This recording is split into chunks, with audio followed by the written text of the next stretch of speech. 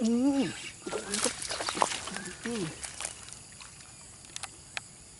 กัดอยู่แหลมนี้นะครับผม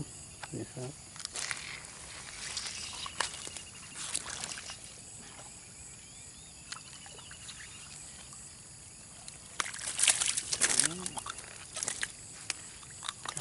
ไม่ใหญ่นะครับ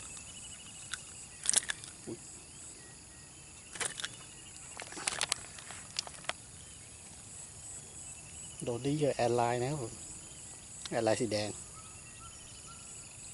ดูเบ็ดเข้าไปแบบนี้เลยตุดยากมากครับผมโอเคครับสีแดงนะแอร์ไลน์เด็กตกปลาฝากผลงานด้วยครับแอร์ไลน์สีแดงครับผมสุดยอดมากๆครับ